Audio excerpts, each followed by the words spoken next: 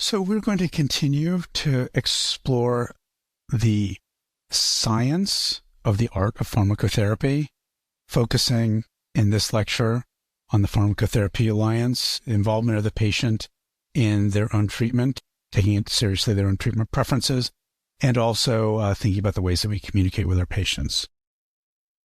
So first of all, to say alliance is not the same thing as compliance. Alliance is a negotiated position that involves both our wishes and expertise and the patient's wishes and patient's expertise about themselves, and some negotiated position that really tries to take into account the thoughts of both clinician and patient.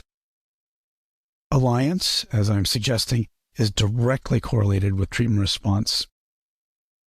A study done, a secondary analysis of the TDCRP data, which we've already discussed, the Treatment of Depression Collaborative Research Project, which before STAR-D was the largest NIMH-funded, placebo-controlled, double-blind study that had been done.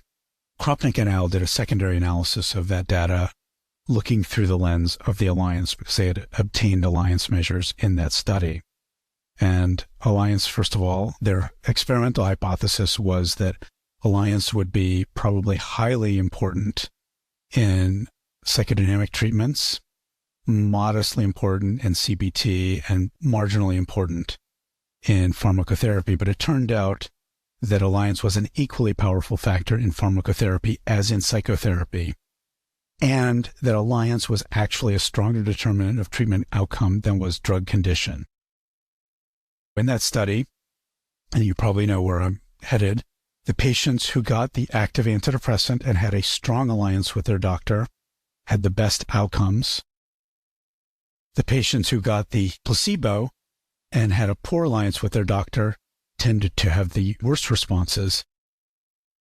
But in those two other cells, it was actually the patients who had a strong alliance with their doctor but got the placebo who had a better response than those patients who had a poor alliance with their doctor and received the active drug. So, of course, one implication of this is that we really need to be attending to the quality of the doctor-patient alliance in our work with our patients.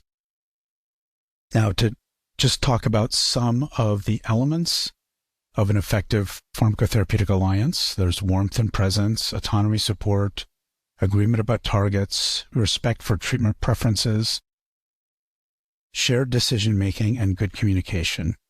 And first of all, in terms of our own attitudes, when we've known for a half century already that the level of empathy we experience towards our patients promotes positive outcomes.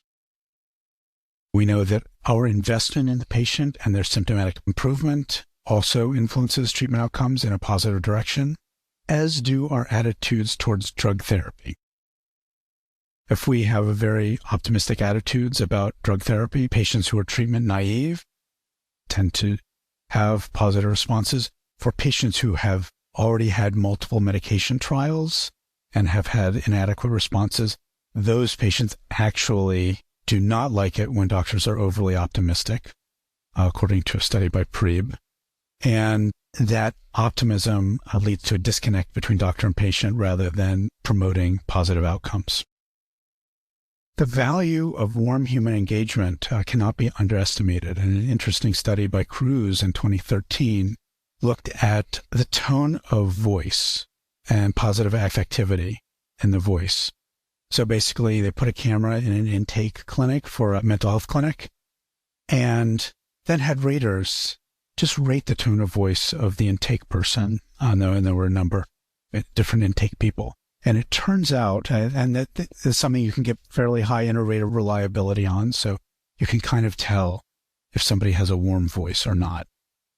So if the doctor had a warm voice, the patient was far more likely to come back for a second appointment. Similarly, technology use during intake assessment also seems to have a similar effect. So in this study, they put a camera in the intake. This is Rosen, Nakash, and Allegria 2015. They put a camera into the room in which a psychiatric intake was being done, and they had raters look at whether the clinician interacted with the computer or not. If the clinician interacted with the computer once during that interview, that was coded as a session with technology interaction. And it turns out if there was any interaction with the computer that resulted in a lower therapeutic alliance, and it resulted in a significant reduction in treatment continuation as well. Now, some of the other things we can do in terms of promoting a strong alliance, certainly one of them is exploring and taking seriously the patient's treatment preferences. It turns out that patients who get their preferred treatment modality certainly do better. So if your patients are coming and want psychotherapy and you don't ask about this and simply move forward with prescribing antidepressants, that's a patient who's very unlikely to have a positive response. And so part of our assessments should be about patients' preferred treatments. We know as well from a study by Lin et al. That patients who get their preferred treatment also respond more rapidly. Patients who are given a non-preferred treatment are also more likely to discontinue treatment, as well as to miss follow-up appointments. And important to recognize that patients from marginalized social groups as a whole are statistically more likely to prefer counseling to psychotherapy. However, they also tend to be given less information about treatment options, and the physician communication style perpetuates patient passivity. So in terms of exploring treatment preferences, it is important, of course, with all of our patients, but we need to be especially mindful with our patients who are from historically socially disadvantaged groups, to be mindful that our own systemic biases may influence the degree to which we do that. And so it's important for us to try to go in the opposite direction towards really particularly attending the patient's treatment preferences. And when we involve patients in decision-making, it makes it much more likely they're going to continue treatment. So in an interesting study by Woolley et al. Of patients hospitalized for depression in an inpatient psychiatric unit, patients were given a choice, and this is really interesting. They were given a clinically meaningless choice, but a choice. And the choice was, do you want to take your antidepressant once a day or 3 times a day?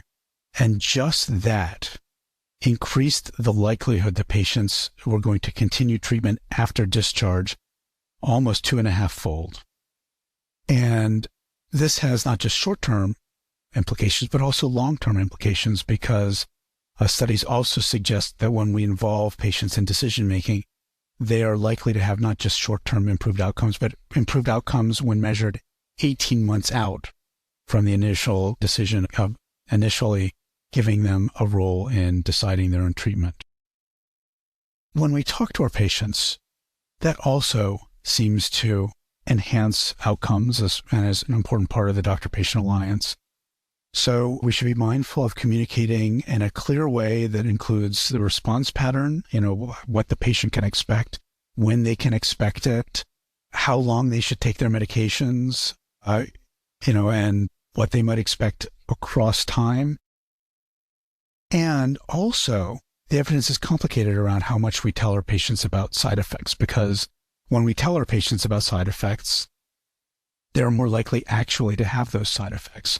But the research also suggests that when we have discussed those side effects ahead of time, the patient is more likely to continue their medication in the face of a side effect. And so I think this argues for actually our being more thorough rather than less thorough about our side effect education of our patients.